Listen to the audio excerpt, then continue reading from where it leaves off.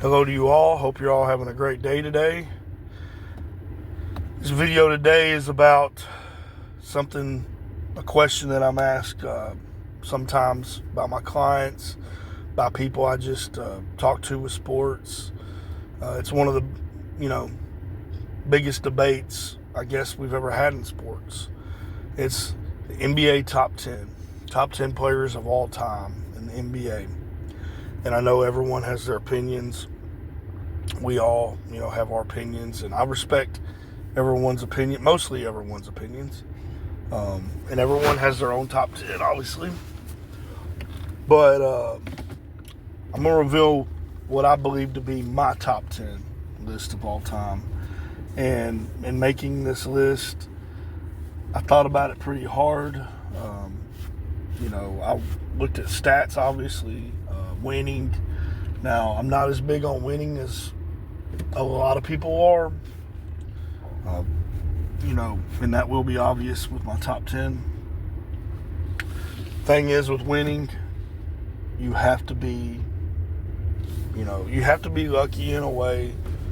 You have to have the teammates, but what I will look at is how you helped your team. Players that,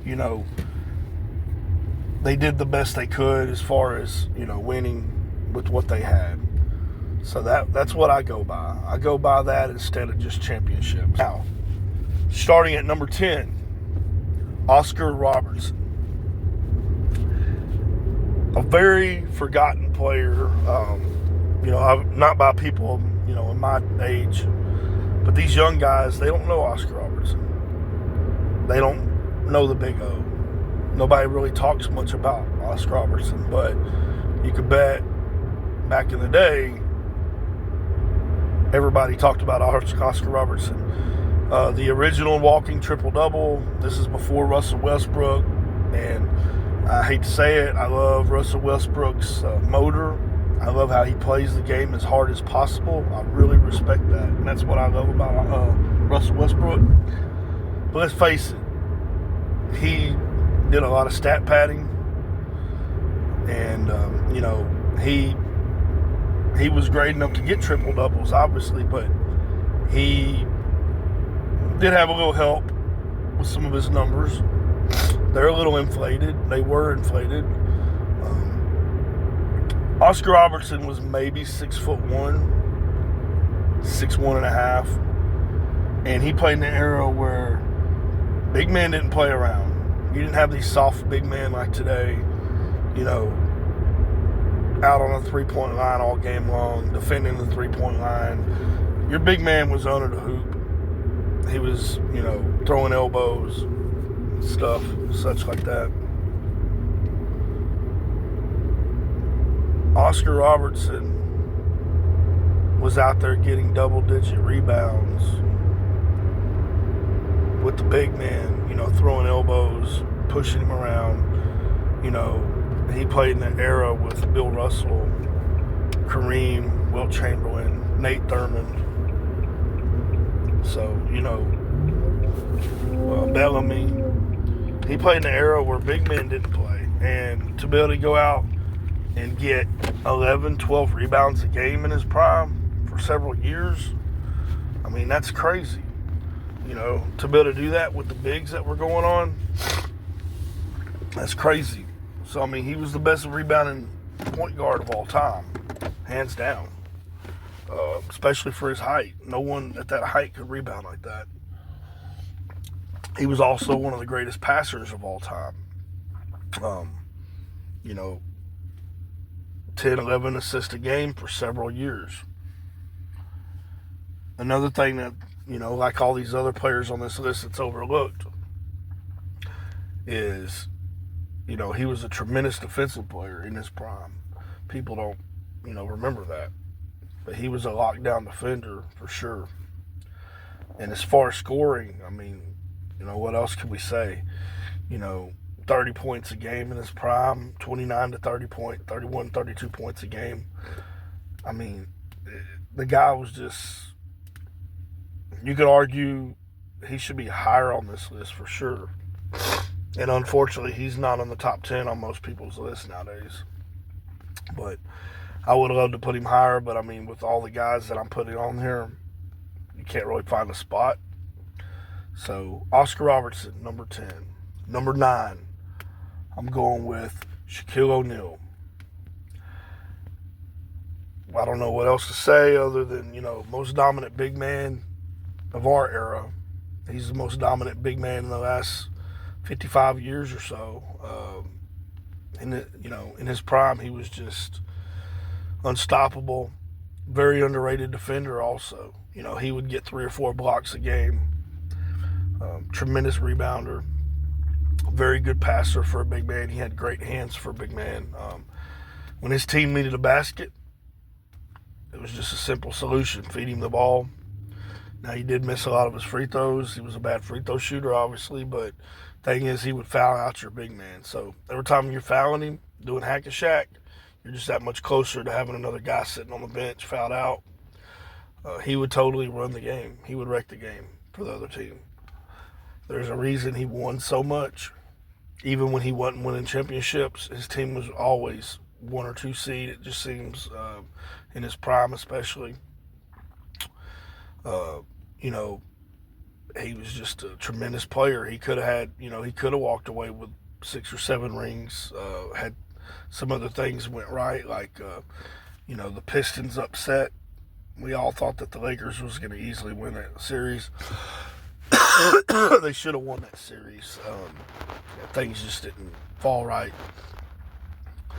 But Shaq, number 9, most dominant big man in the game in our era. Number 8, Kobe Bryant. Now, people are going to ask, why am I putting Kobe over Shaq? The thing about Kobe is, in his best 5 or 6 year period, let's say 2001 to 2008, maybe 7 years, he was the best two-way player other than Michael Jordan that we may have ever seen in this game. You could argue in the 2000s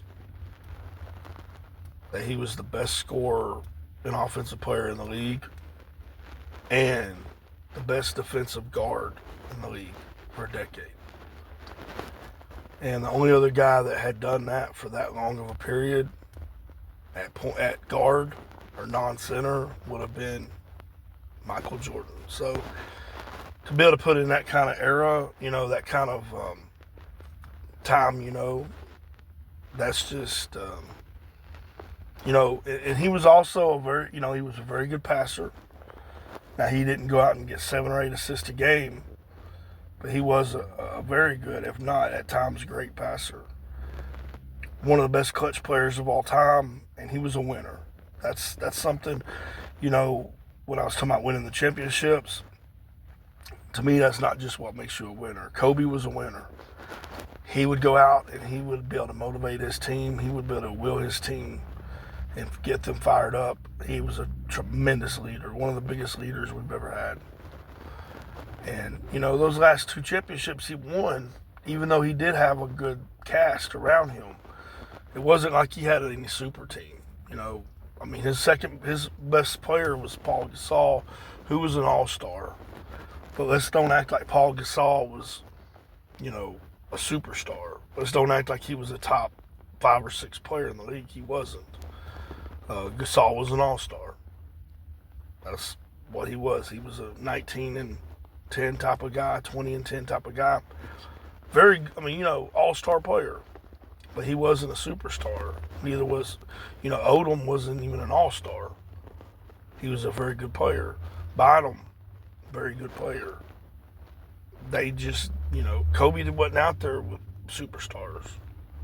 He was out there with a good supporting cast, and honestly, not many players would have won 2 rings with that same cast. If you give LeBron those guys, I don't know if LeBron would have won. Tim Duncan. At that time, Kobe was probably the only superstar in the league that would have won with the supporting cast that he had. Won 2 rings. Maybe LeBron, maybe. But other than LeBron, nobody else. I mean, Kobe won with less than a lot of players had won with. So number 7, Kareem. In his heyday, Kareem was the best player in the league. Probably the best player in the league for about a 10-year stretch. That alone, plus the rings, gets you way up on the list. Best player of the 70s, for sure. Just a tremendous two-way player. In his prime, he was right there with Olajuwon as the best two-way big man of any era. He was the best scoring big man, best defensive big man, one of the best passing big men of all time. The guy averaged 6 assists in a season once. That's phenomenal for a big man back in the day when all your passes were coming out of the post. It's not like today where you can do high pick and rolls like with Jokic. And, Kareem didn't have the freedom. He didn't have the control of the ball like a Jokic does nowadays, where he's basically a point center. Kareem got all those assists out of the post. I mean, if you know basketball, you know how incredibly difficult that is to average even 4 assists a game out of the post. And that's back when they didn't shoot threes. So he was kicking it out to guys for 18-footers. I mean, there's a lot less closing, room on something like that. So basically he was feeding the ball to guys doing cuts to the hoop, stuff like that. You have to be a very skilled big man to be able to consistently get assists like that. So Kareem was just right there, and he has the hardware as well. I wish I could put him higher, but I just can't with the guys ahead of him. Number 6, Magic Johnson. Best passer of all time, in my book, hands down. Very underrated defender. Very underrated scorer. If Magic had wanted to, he could have scored 25, 26 points a game for about a 10-year stretch. Had he wanted to score, had he been selfish. Magic has the highest shooting percentages from like field goal percentages and such out of any guard that's ever played a game. I mean, the guy was consistently at 54, 55% field goal percentage. And he could shoot too. Magic could shoot. Back then they didn't shoot a lot of threes. Go look at Magic's three-point shooting towards the end of his career. He could shoot the ball. Great free throw shooter. So at the end of the game, you need a guy on the line. You're up a few points. They're playing a foul game. Simple. You just go to Magic. He's going to knock down his free throws. Guy was clutch. Guy was a winner, just like Kobe. Guy got everybody fired up. Yes, Magic had a hell of a team. He had an older Kareem who was still at all-star level. He had James Worthy, Hall of Famer, one of the best scorers of the 80s, if you look at efficiency. He had Byron Scott, another guy, people don't remember Byron Scott. He was getting 20 a game. He had AC Green, very tough physical power forward. He had Michael Cooper, maybe the best defensive player in the 80s. Magic had about as much help as anybody, but Magic was a winner also. He went to 8 finals. Magic knew how to motivate his team. So I'm putting Magic at number 6. Number 5, Larry Bird. I know a lot of people are going to ask why I put, Bird ahead of Magic. It could go either way. It could really go either way. If there was an A and B, they could do it. Bird was one of the best pure scorers of all time. Like these other guys, very underrated defender. Bird played very hard, gritty defense, tough-nosed defense, and he was fundamentally sound. As fundamentally sound a defender as I've ever seen. What he lacked in athleticism and speed, he made up with fundamentals. He was out there getting you a couple steals a game. And that's a lot from a forward, especially back in the day. He didn't play the passing lanes and take risk. His steals were mostly one-on-one steals.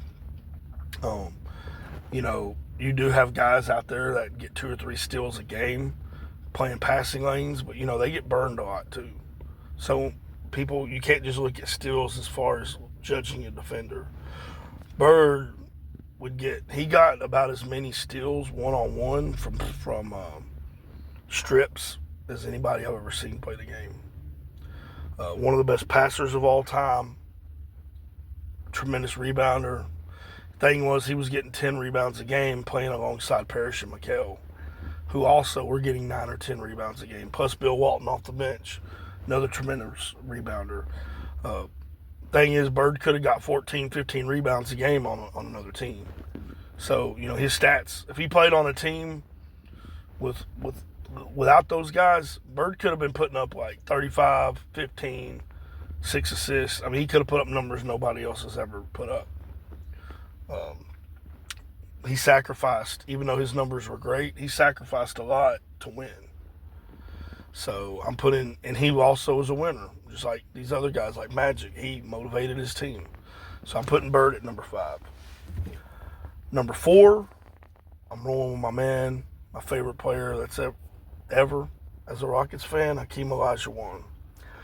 Best two-way player over about a 6 or 7 year span that I've ever seen. That's including Michael Jordan. Hakeem was the most dominant offensive big man and the most dominant defensive big man from about 89 to 96 or so. For about a 7-year stretch, you could say he was the best offensive player and defensive player in the NBA. He would totally shut down your big man, and he would also dominate your big man, foul him out, whatever. He was just, he was on another level. And in 93, 94, he won with the least supporting cast of any star that's ever won a championship. He had no stars. He had just role players on that team. Now, I know Otis Thorpe was a good power forward, very good power forward, but he wasn't a star. He wasn't a big name. Kenny Smith was a good point guard, but he wasn't a star. Bernie Maxwell was a good player, good shooting guard, wasn't a star. Robert Horry, good role player. Sam Cassell, good role player. He had many role players. He just didn't have any all-stars. He didn't have stars out there. And he won that year, and he beat a star-loaded Suns team, most talented team in the league at that time. He beat a loaded Knicks team, a lot of talent on that team, a lot of veterans on that team, and a great coach. He beat the Jazz, with Karl Malone and John Stockton. So Hakeem won more with less than any player I've ever seen in the NBA. Number 3, Wilt Chamberlain. All I'm going to say is most dominant player in sports history. He, over about a 7 or 8 year span, he was the most dominant player that's ever played sports. I know he wouldn't get 50 points a game in another era, but he would dominate and be the best player in any era. I mean, best big man. He's just the thing that I can't say about Wilt. I hate to say it. Wilt didn't have that winning attitude. Wilt was more about stats than he was winning. I hate to say it, but he's still number 3 on my list despite that. So, best player, best big man ever. I mean, hands down. Number 2, LeBron James.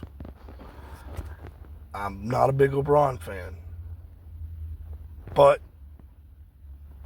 as far as playing the game, I mean,